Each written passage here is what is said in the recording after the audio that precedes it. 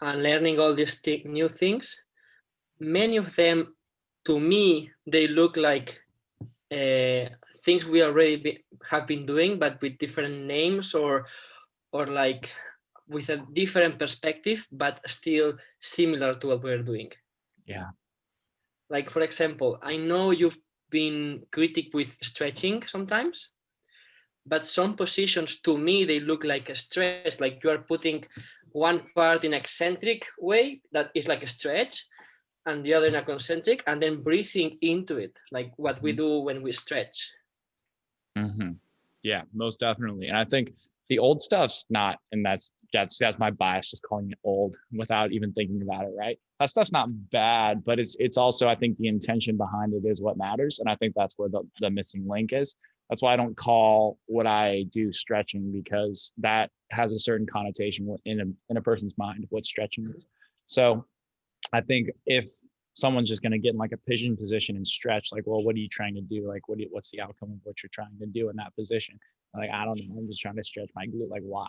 And Yeah. then that's what stretching is to me. So I think even simply adding the breathing component is just going to do so much for people. That's why I think it's a lot different, because when people get in a position to stretch, they can have a conversation, they can like do whatever. But I think having the intention to, and we'll talk about it next week on Monday, like the intention of things, but the idea of just getting someone to downregulate their nervous system through breathing and understanding why they're doing it. I think that's what the difference is. But yeah, like rear foot elevated split squat, we've been doing that for forever, right? There's only so many things you can do with the body, but I think also like the reason why you're doing them matters a lot. So I think you're Like, right about that. for example, the other day I was thinking, if before I wanted to recover someone's hip flexion, I would do probably some stretching and then some activation of the hip flexors, right? And actually, some of the positions we are doing right now are activations of that hip flexors, right? Mm-hmm.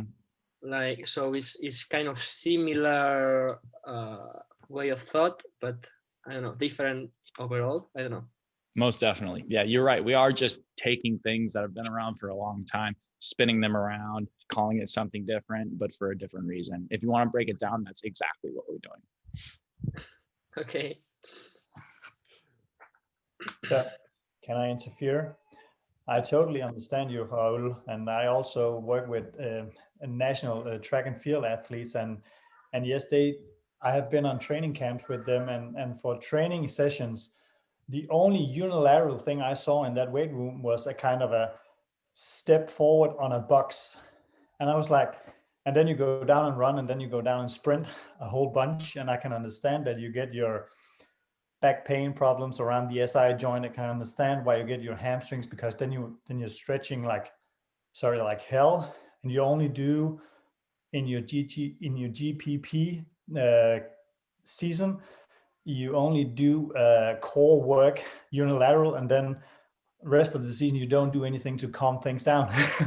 The only calming you do is, so it's a whole paradigm shift. And I just live up north to you in Denmark, and that's the same thing here. It's such a huge paradigm shift, and Connor, thank you, credits to you, but actually I found you through David Gray, so it's such a complex way to think that what I have traditionally been doing, because I have done a lot of activation stuff as well. Um, Douglas heel be activated. You go in and you rub your psoas, and then you activate the psoas, and yes, then you get more hip flexors, and you want to expand from the inside and not implode. You want to explode. But this way of thinking we do here in the biomechanics, it gives so much more. It makes sense so much more for me and also for my clients, because this is still physical. This is not just me touching. And David Gray, to quote him, I don't want to hang my hat on just doing an elbow circle contralateral to fix my opposite knee.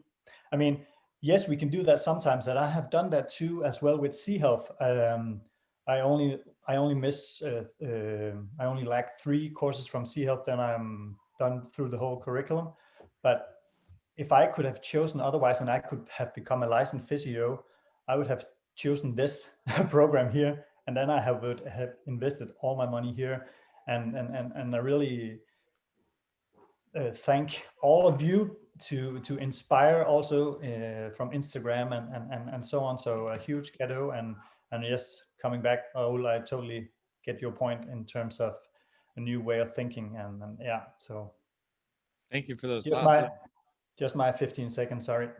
No, man, that's great. Yeah. I mean, I think a lot of the things we're doing like are new to an extent, like I don't know, like think of like a adductor pullback and then like a left hip shift squat kind of deal. Like no one was doing that stuff before. So I think in a sense, like the positional stuff is very new, but the reasons why it translates over to the actual movement stuff is very different. But the movement stuff is more or less the same, but it's just like now you can do that much better.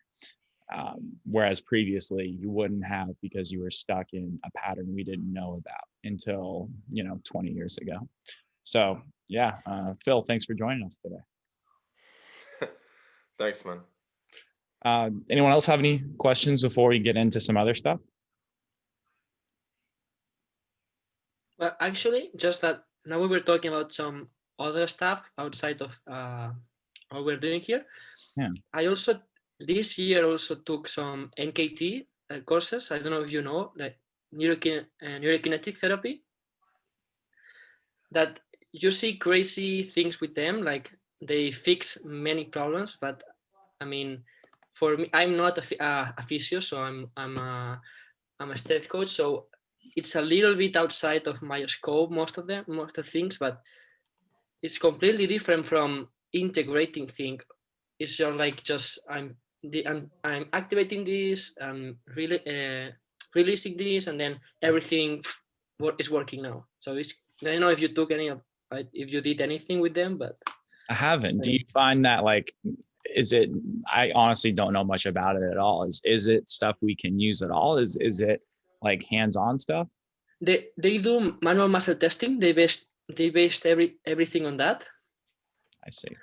And what they say is like they are looking for connections. Like if your muscle is working right, you will feel a connection right when you push, like slightly push. And if you don't, that is because not working right. So you are trying to find relationships, and it's like only by touching the muscle you fix many, like you find the problem. Let's say you have I don't know, your traps is not working, right? You test traps and it's not working, and then you go to your psoas, because you think you test and you think that's the problem. You touch the psoas and then this is working. Now you know the relationship and you fix that, and everything goes up. The pain goes away. It's kind of like this thing. How long does it last for? Like one of those things where it lasts for a couple minutes or what? Then so when you give them homework, like release this and activate this for like just do it like homeworks, and then when it represents that when you fix this relationship, at the end your body will find the proper way, because they will feel more comfortable on that, and it will be fixed. But I mean, when you see how they do it, it's like crazy, but it's not easy, because it's not something like objective, because you are manual muscle testing and someone is doing like is pushing against you, and it has to be an amount of push. If it's pushing too much, maybe it's compensating, so it's not that easy, right? So I see. Yeah. So I don't know. I like it more your perspective from exercise than just not going crazy with looking all the muscles in the body. And sounds like that'd be hard for us online trainers. Yeah. Like also because I couldn't do personal, I couldn't practice at all, so I'm just kind of throw it away. Yeah, I hear you, man. I hear you. That sounds interesting. I was like just kind of reorganizing the body manually and then having it self-organize in a new pattern, similar to like how we're doing, but just in a different way. That's interesting. With pain, it's great, because if you have knee pain or shoulder pain, you can just go like test the muscles and see which one is not working. Then you know what's the problem, and then just looking at movement, you can see maybe this muscle is doing the work of the other, so you can go there. And I don't know, it's interesting too, but yeah, it needs a lot of practice. Sounds like it. So how many courses are there? three levels. I did 1 and 2. Gotcha. Mhm. Cool. Well, I was talking to Pere, and he was telling me how one of like, obviously like he enjoys the course, but one thing that he feel like would have made it better is if there was a part where we were coaching, or I was like coaching someone through exercises, and you guys saw that perspective, and you saw like maybe if there was videos of me walking someone through an exercise and like the cues I would use and things like that. Do you guys feel like that would be a benefit? That would be something that would be helpful for you guys? I do. I found that your YouTube video with Warfit, or what is his Yeah.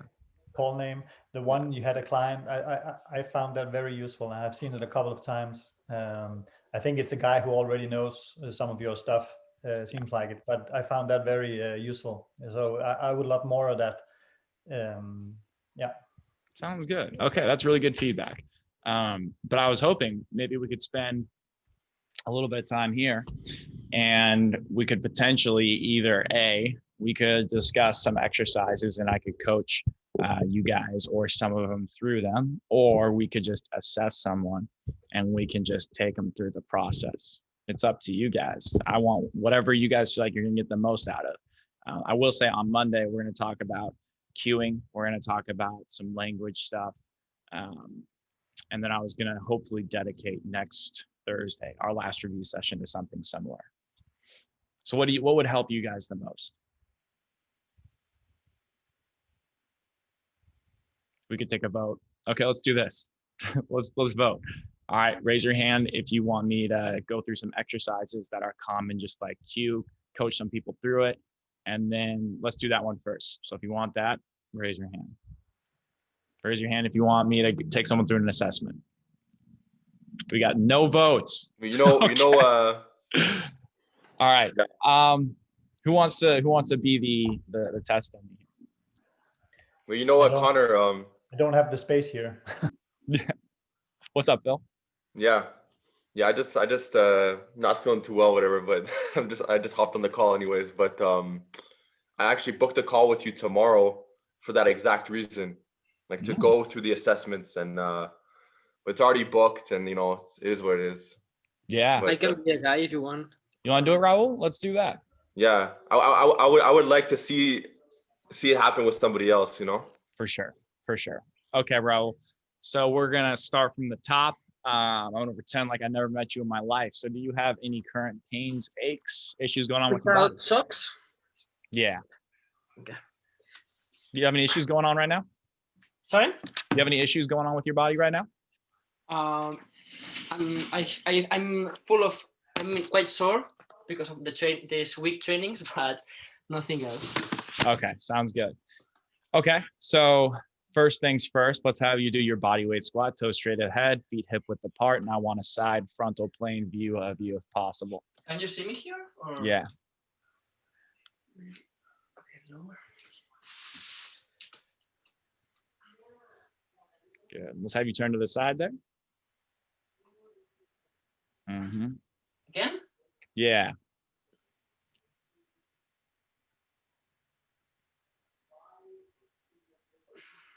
All right, now let's show us a side frontal plane view of you now.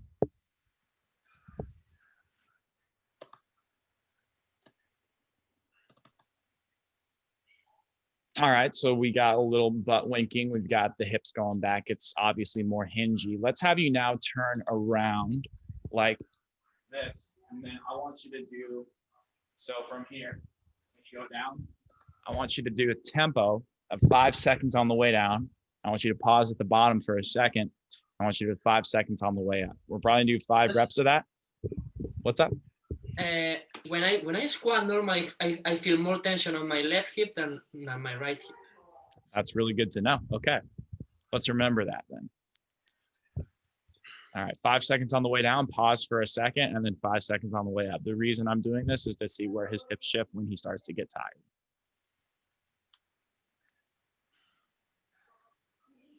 Already, I see the crease of his glutes going to the right a little bit. Keep going. I want to see what happens when you start to burn a little bit. Okay.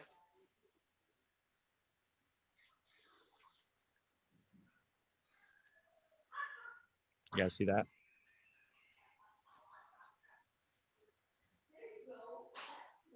Yeah, I see it. Mm-hmm.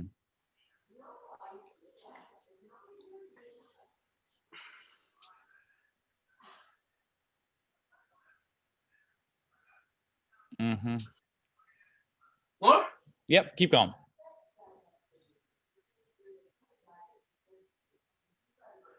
Five seconds in Spain is very short. Now show us a front view. Turn around, face front, and then go a little bit slower on the way down. Getting hot in here. Yeah.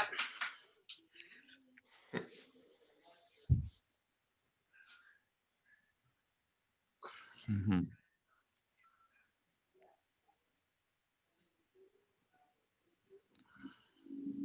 I think this is a great case, Raul, because you have a very clear right hip shift. Right hip shift. Very much so. Yeah. So when I'm squatting, I'm here or here? Here? Like that. Okay. You're like, your hips do this. Mm-hmm. Yep. So let's have you now do your toe touch. Keep your knee mostly straight, and let's just see what happens. Let's have you go side view here. Yeah. Okay. That's honestly not too bad. Let's see you go again. Hang on, I'm gonna make my screen bigger here. So honestly, like it's a fairly uniform spine. Keep going.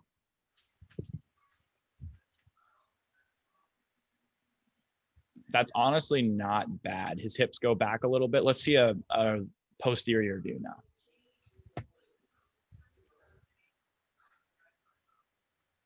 Mm-hmm. And then show us a front view.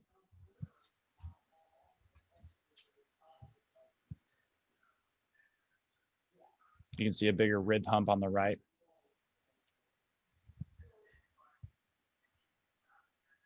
Wonderful. Thank you. All right. Now let's have you lay on the ground. And let's do shoulder flexion. Let's have you go right here. One arm at a time. Remember, as soon as that elbow starts to turn out or your palm turns in, I like to cue the thumb sometimes. The test is over. Okay. About the toe touch, when you see someone straight lines on the back, do that tell you anything? Like, do you take note of that? Yeah, you're talking like this kind of thing? Like that.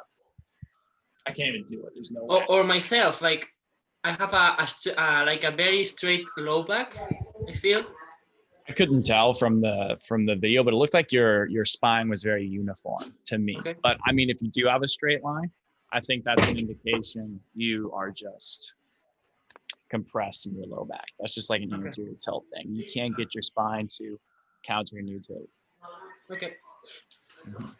Which would also match up with what we saw in your squat.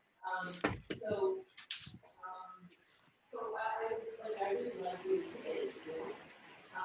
So I like to do that kind of sweep. It's okay here? Perfect. Go real slow.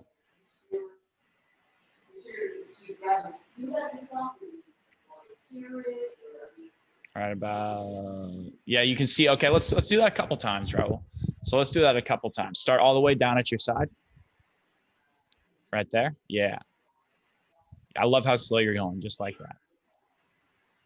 He's good. He's good. He's good. He's good. He's good. He's good. He's good. Right about there, a little bit higher than that.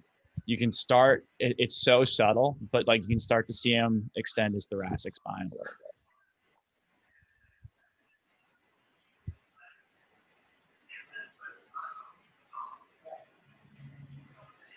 Right about there is what I would call it. Because from that point on, you're just forcing it, right? Okay. Yeah, I'd call that about 110-ish. All right, let's do the other side. Wow. Yeah.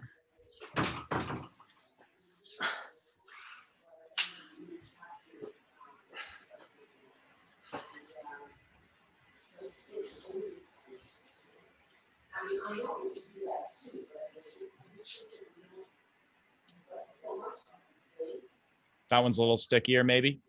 Yeah. Yeah. It's his left shoulder flexion. So that's relatively normal. You see that all the time. A couple more times.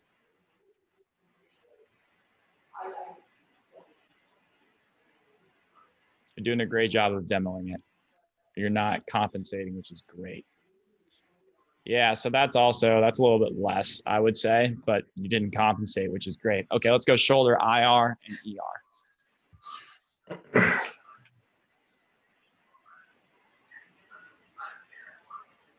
Okay, and let's go back.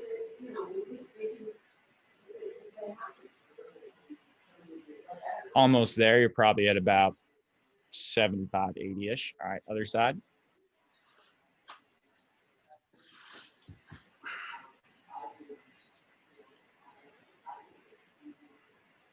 Harder on that side for sure. Totally normal. See it all the time. And then go back. Probably be much easier. Yeah. Great. Okay. So far, Raul, you're basically, I would say you're probably more extended in both sides of your rib cage, but you do reflect just that underlying left AIC, right PC, especially right here without looking at your hips yet. So I think that's a good indication that you aren't in some crazy compensatory pattern, barring whatever your pelvis says. So let's take a look at your hip flexion.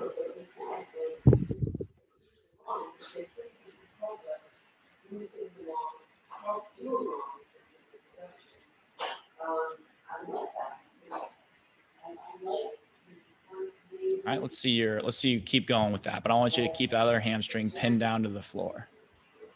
Try one more time. Let's have you reset and try one more time. Okay. Keep the other hamstring locked down. Yeah, so I think he's doing the best he can, but he's getting stuck.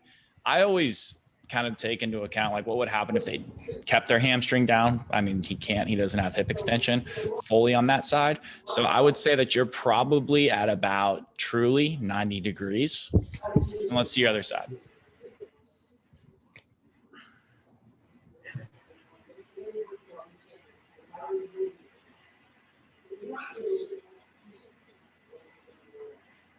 It looks like it's ever so slightly easier on this side.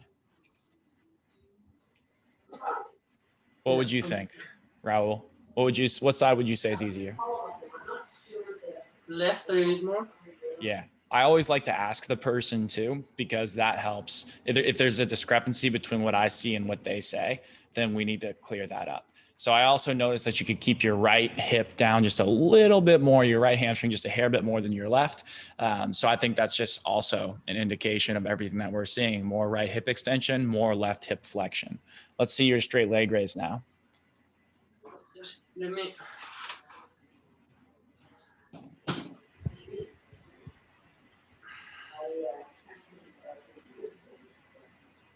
Great. Love how you did that. Most people will just they'll fling their leg back and they'll bend their knee immediately. And it's just like, no. Raul did a great job of not doing that. All right. Other side.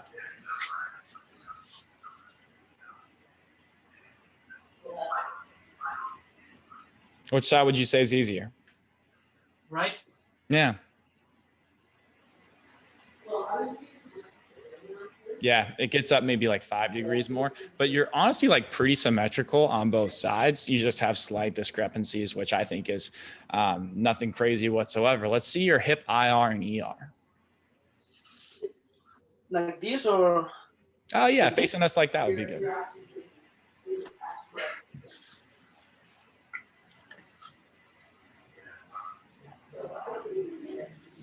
Can you see here? Perfect. That's perfect. Tons of ER. Okay. Not terrible IR. Okay. Other side.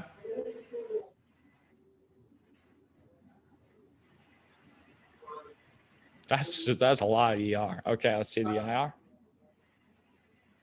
Your IR is easier on the right. Yeah. Yeah. Which ER felt easier? I couldn't really tell. ER. Right. Right.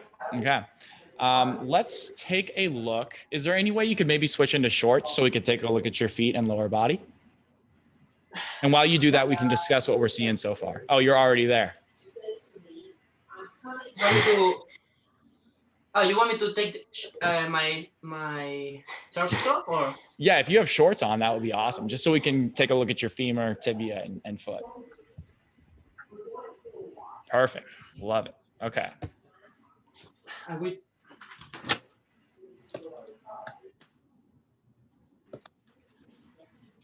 All right. So Raul, I've never measured your ISA. I find it absolutely repulsive to measure the ISA online, but I usually don't do it unless I have to, but I'm going to guess you're narrow. Sure. Would you probably agree with that? Can you see, or maybe? If I do take an ISA measurement online, this is how I do it. I probably would have done it at the beginning, but looking at Raul, I don't really think it matters that much. Let's have you lay on the ground, and let's have you do this right here. So I want you to lay, and then I want you to create a straight line from the bottom of your knuckle all the way up into your fingertips. I want you to keep that line very straight. I want you to find your xiphoid process and go out from there. So for me, probably it's kind of hard to see, but I'm right here, found my xiphoid. I'm out, out, out, out, out. That's my angle right there. Okay. And again, that's me, I'm wide. Like that's a wide ISA right there. Can you see here? Yeah.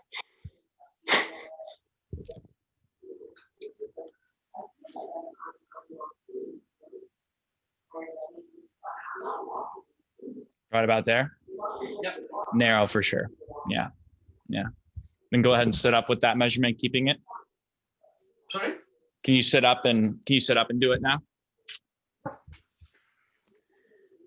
Stand up or just sit up? Let's have you stand up and do it. Probably be easier.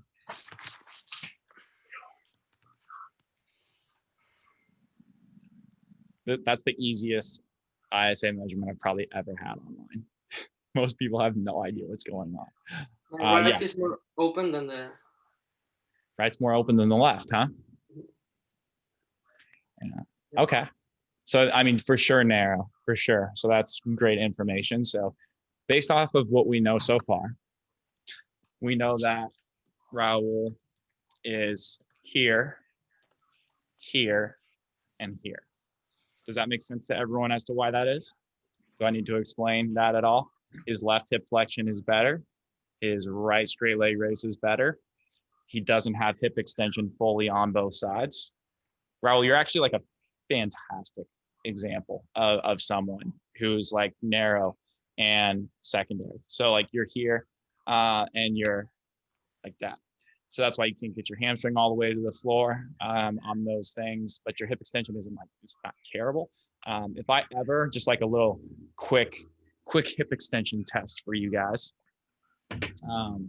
This is what I like to do if I am like, do I have full hip extension or not? I'll just have them lie right here, and I'll have them bring that up, bring it back. Boom, that's as far as I've got. That's not a good angle for you guys at all. Here to here. See, I'm not all the way there. If I went any further than that, I would arch my back, or this knee would start coming off the ground.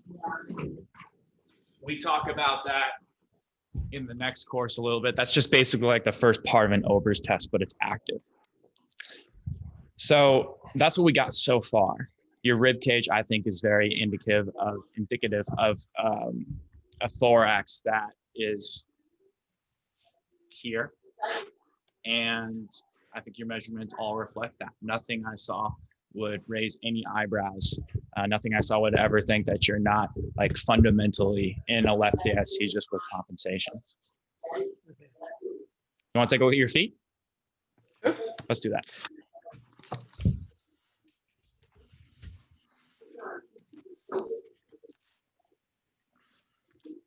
Can you see it from there? Mm-hmm. Is there any way you could maybe bring the camera a little bit closer and also point it down just a hair?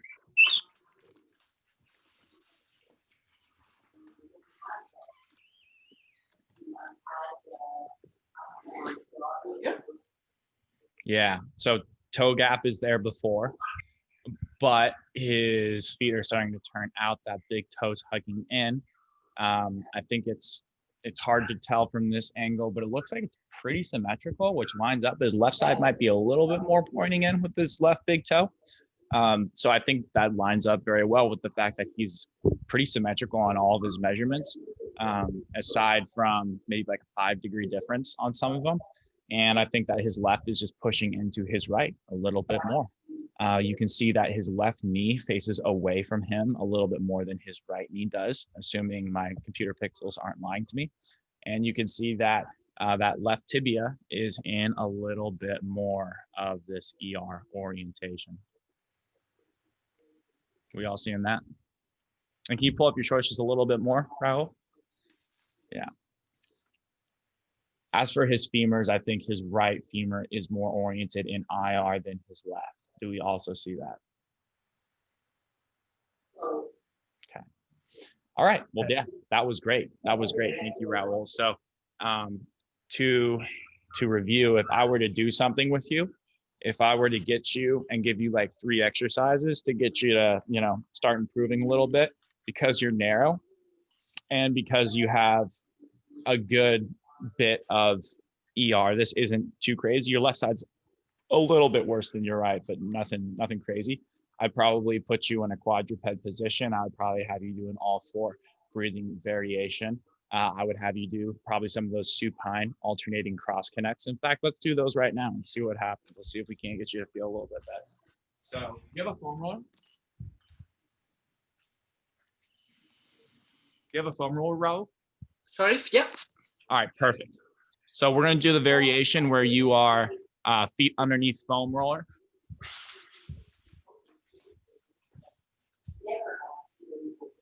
Right here. And I want you to dig one down, pull the other back here. Inhale, exhale. You can hold this for 5 if you want, or you can do one at a time. Most people like to do all the breaths on one side before they switch to the other. Make sure you're pulling down with that heel so you get a little bit of hamstring on that down leg. Okay.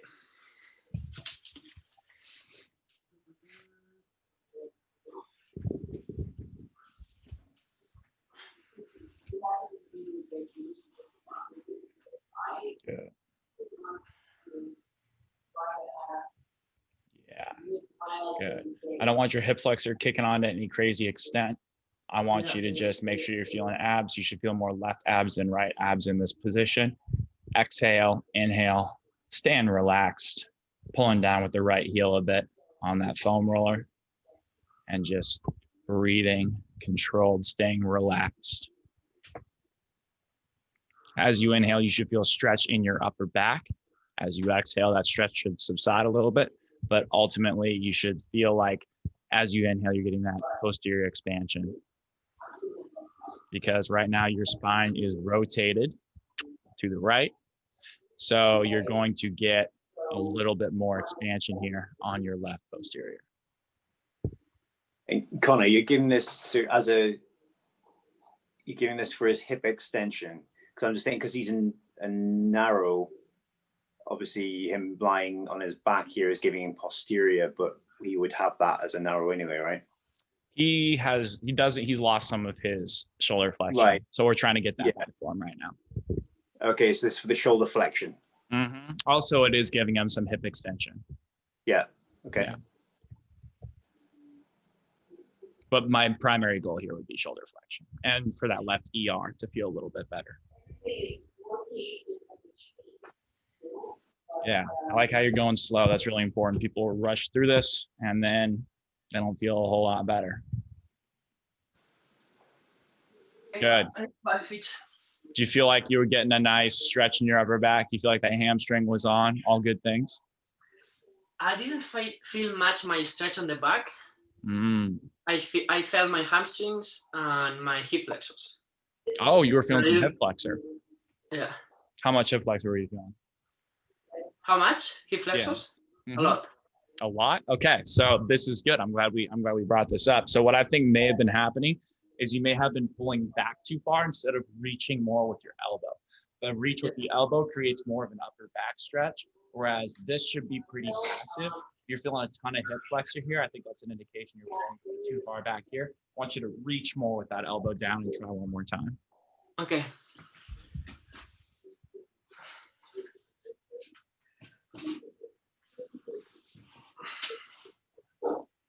This is really helpful, by the way. Yeah. Honestly, I think having more of this, reflecting back on earlier parts of the program, having more of this in the earlier review sessions probably would have been helpful, but I'm glad we're doing it now. Can I ask one thing, Connor? Absolutely. For that one thing Raul is doing right now, I have actually, it looks as he is rotating extensively to that side right now compared to the other side, and I have found myself in the same exercise feeling I rotate different one side to the other. Trunk rotation, yeah? You're referring to the trunk rotation, Fleming? Oh, sorry. Yes, I was referring to the trunk rotation. Yeah. Maybe he was just exaggerating the trunk rotation. Let's ask him when he's done, which side felt easier to rotate to. Yeah, we don't want much hip flexor here, Raul. Looks like you're doing a better job of reaching with that elbow. Hopefully you're feeling a little bit more stretch in your upper back. Would a supinated position of his arm there help get some more EOR when he's doing the left side? Like if he had his palm towards his face, or does that make any difference? Yeah, it would make a difference. It would be a good thing to look out for. That's a good point, Kim. All right, Raul, how's that? I felt a lot my abs now, more than before. Yeah. More the side, so more obliques than rectus. Not hip flexors at all, and stretch I felt when going to the left, but not much when going to the right. Mm-hmm. Does anyone know why that might be? I mean, I think I have quite good rotation here and not that much here. Maybe that's why. Yeah. I would imagine that when you're saying going left is in your right elbow's going here and you're rotating your trunk to the left. Yeah. This one felt easier and not much stretch, and this one felt harder. Okay, so which one felt? Yeah, there we go. Actually, yeah, I don't know why I was feeling a stretch when going with my left and not much when going with my right. You're feeling stretch going to your left and not much going to your right. Yeah. So when you rotate your trunk, your left elbow is going down, you're rotating your trunk to the right, you felt more restricted than rotating the trunk to the left like this. Yeah. Does that make sense why that would be, given the right BC pattern where the trunk is kind of rotated back to the left? Because my left posterior is more compressed, and when rotating to the right, I'm stretching that. I'm expanding that. Or... I mean, it's just like the literal, like just ability to rotate your trunk is going to be more limited, given your pattern going to the right than it is going to the left, because you're biased towards rotating your trunk this way. It's very hard. Your right obliques are helping you do that, which is hard for you to shut those right obliques off to get your left obliques and then eccentrically orient all this for you to then rotate your trunk back to the right. Does that make sense? A little bit. A little bit? Like, okay, I understand. I'm here on my, like, my posture is here, right? Yes. But what I do all my leg is rotating to the right, because when I play or anything, I'm all the time here. Okay. And to clarify, you feel more restricted with your left elbow going to your right knee.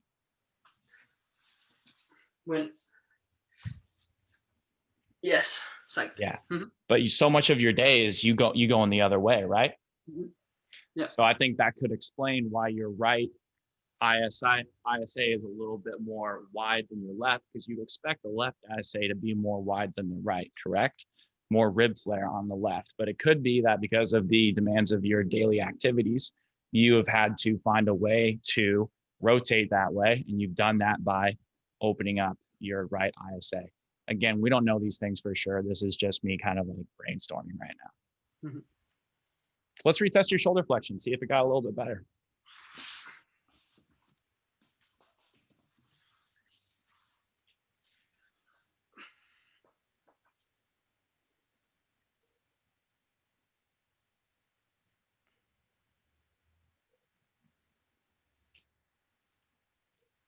That's a good Yeah. bit better. Let's see Mm. your other side. You feel that, Raul? Yeah, I did. Solid. He did one set. I'll take that all day. Cool. All right. Well, okay. To also expand upon that, if I were to give you an exercise to potentially help improve your internal rotation, which was quite limited on both sides, I would probably think, well, what can I give you that would give you the most bang for your buck? I haven't really given you a left hamstring yet to help you with your left AIC. So I don't know if I would do this with you right away, but a really good bang for your buck activity you can do in all four breathing position. Take that foam roller. I don't have one. Mine's coming today. I'm sick of not having one, but pretend this is your foam roller. I want you to place your left knee on the right edge of the foam roller. And I want you to basically shift in the left and push your right knee down. So from your perspective, it looks like you're trying to drive your right knee down. You won't be able to get it to the floor, but that's totally fine. And then I want you to unlock your elbows, drive that right knee down, and then you might feel that left posterior capsule stretch. You'll feel a ton of left adductor. And I want you to just pretend like you're doing quadruped all four breathing. I have one question, Connor. Yeah. So why do you feel I need internal rotation? Like, okay, I get my single leg rise was limited, right? Mm-hmm. And my hip flexion was too, but this is like two different. I see. I'm just trying to show you guys a bunch of different tools for restoring different ranges of motion right now. But yes, because I would do phase one with you, I would want to do shoulder flexion, hip flexion, and also, what am I missing? ER of the shoulder. So, but now we are working on IR. Yeah, I'm just trying to show you how you can potentially improve the IR while still, Okay. yeah. We're just doing a bunch of stuff. Right? Okay. Mhm.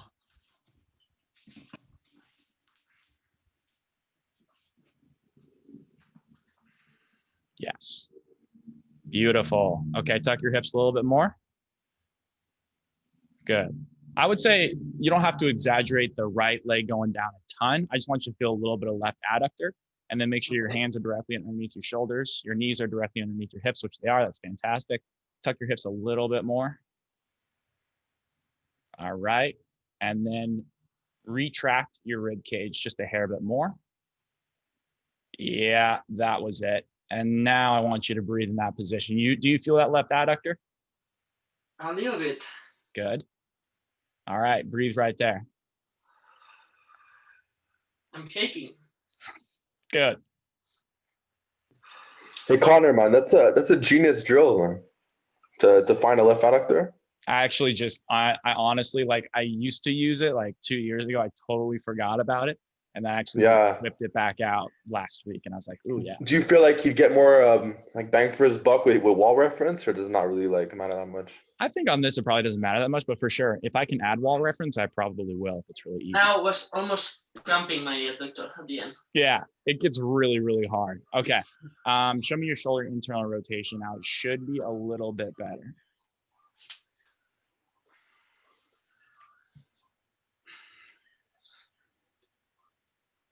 Yeah, you got a little bit there. Show me your other side.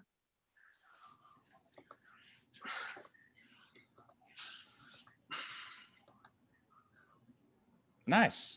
You guys see how that's a little bit better? Solid. Yep. Just If I sorry, can explain. something. Can you? I've been with the grab hold, this one. Yeah. It gets really, really well. Like, I've been playing around with some of your exercises, and this one worked wonder for me for the internal rotation. Yeah, that one's awesome. I love that. I use it all the time with people. It's super good. What was your question, Rich? Just explain why that one works again, For sure. please. Okay. You did because you were getting after the left adductor,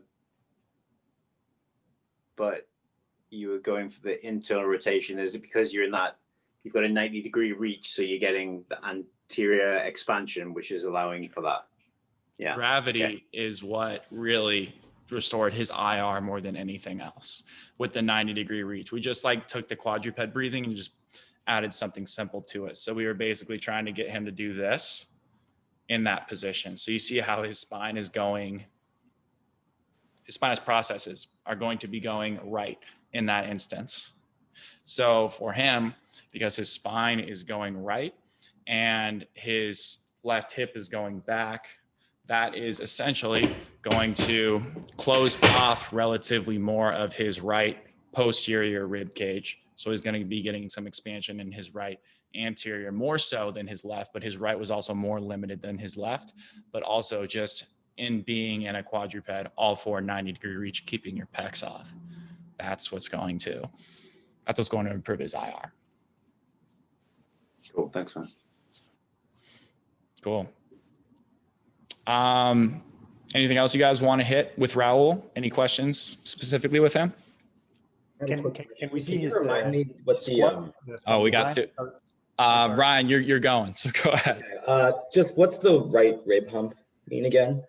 Right rib hump for sure. So let's think about it like this. So, all right,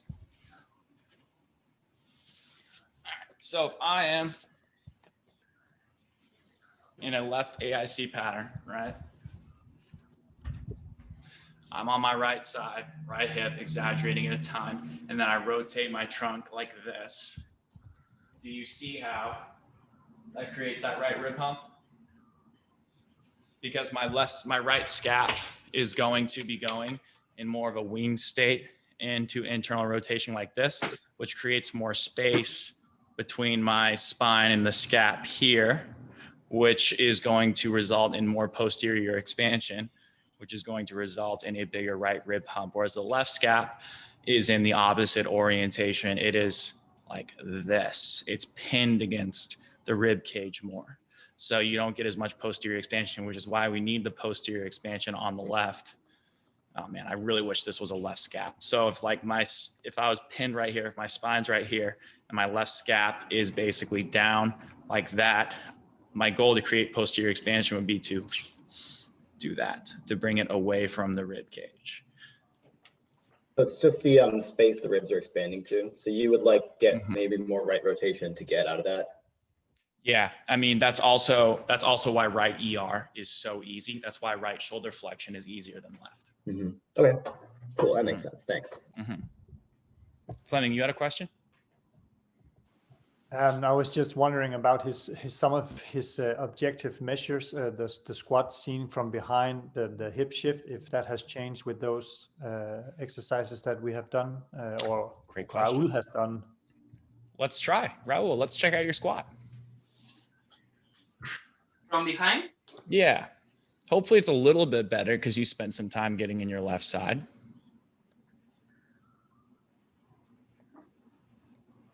Honestly, it does look a little bit better.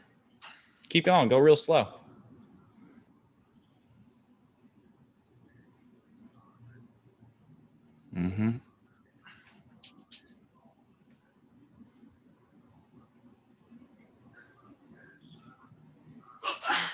It's certainly still there, no doubt about it.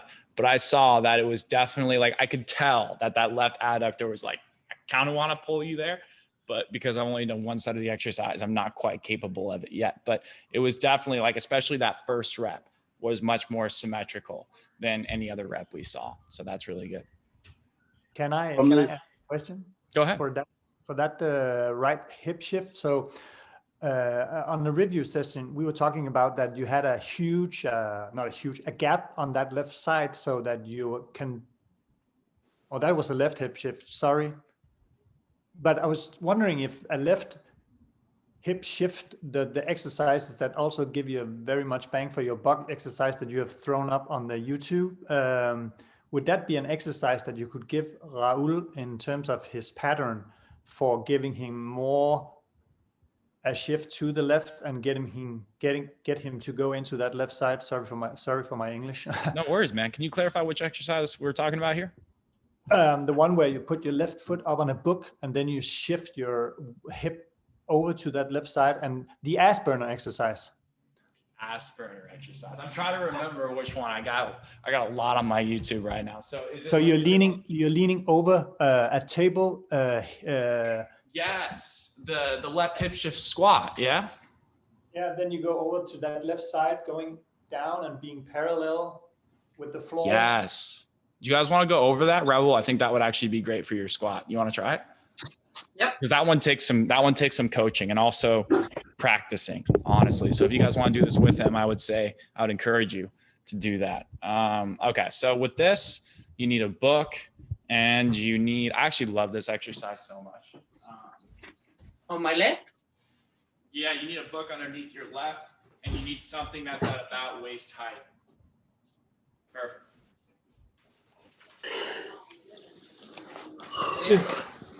So your left, the book or whatever you're using should be big enough so that you can get your whole left foot flat on there.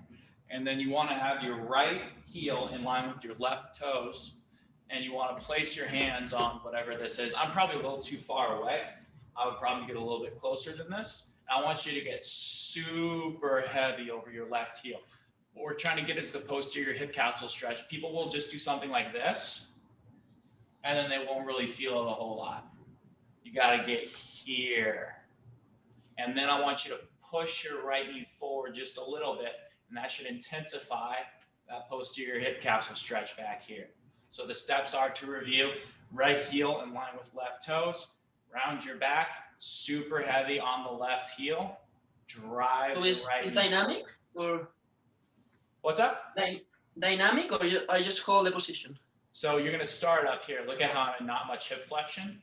I just want you to get the sense of this posterior capsule, and then I want you to push the left knee in to get the left adductor on top of that. Okay. You got that? Yep. Good. Now I want you to exhale as you go down, staying super heavy over the left heel, keeping your left knee in and right knee forward. Real slow. And then inhale, drive through the left heel and stand up. Good. Keep that back grounded. Keep your right knee going forward. Keep that left adductor on. 5 reps just like that. Pause. Come forward. 5 reps going. You should feel a ton of adductor, a ton of quad on the left as your quad is working eccentrically on the left. And you should also feel that posterior hip capsule stretch, especially at the top. Right. Well, I'd go a little bit lower if I were you. And I would also, round your back a hair more. Yeah. Head up. Good. This burns like hell after a while. Yep. Good. Keep going. Keep your head up. Back rounded. Does anyone know why we're exhaling as he goes down instead of inhaling? Get the IO on the hip. Exactly. Opening up the pelvic floor. Trying to facilitate this better through the exhale, because when we exhale, we do this.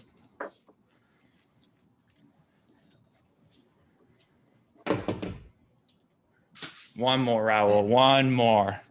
One more? One more. Your left adductor should be lit up. Yeah, get nice and low, nice and low, nice and low, nice and low, nice and lower, lower, lower, lower, lower, lower, lower, lower, lower. There we go. Yeah. Okay. Oh, here on my outer side. Yeah. Okay. Do me a favor. Do a bodyweight squat. Okay.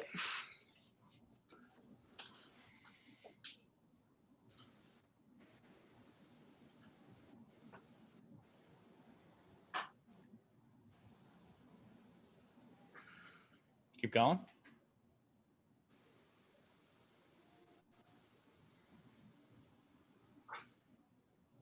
Keep going. It's certainly better. it's still there to a slight degree, but it's 100% better. Oh, that's not true. It's not 100% better. It's for sure better. Do you feel the difference, Raul, how you're a little bit more pulled to the left? And I don't feel pressure here. Yeah, that's nice. All right. I think that was really productive. I think we'll do a lot more of that next week. And Connor, Yeah. In this case, for improving the squat, I need to work on my like in 90 degrees stuff, or so internal rotation or expansion. Yeah. You need tons of what I would do with you first, and we get into more of this in the advanced program, is like you can do for you can do a situation where you just like spend a little bit of the first time, like the first part of your program doing like phase 1 stuff. And then I'm like your warm up, and then you just like progress through the phases. And then you would like by the end of your warm up be at the end of the phase 3.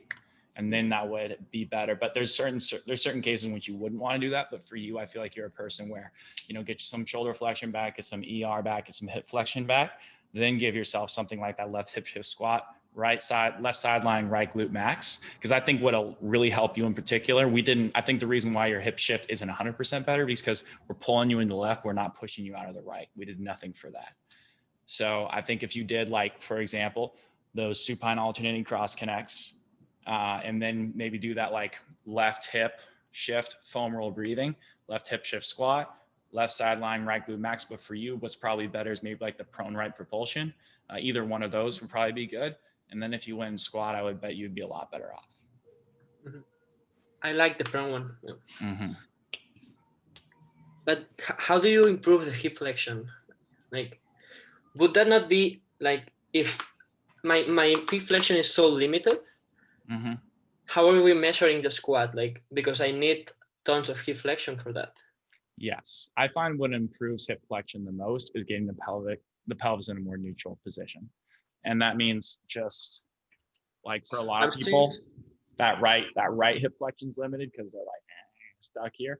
So if you get that right glute to work, and because the right glute is ER and hip flexion is ER, you open that up. So if you want to improve hip flexion, you want to do it rapidly. What I would say is work the glutes, especially the right glute, and work on something. I would then go and actively own that through something like that Jefferson split squat, where you're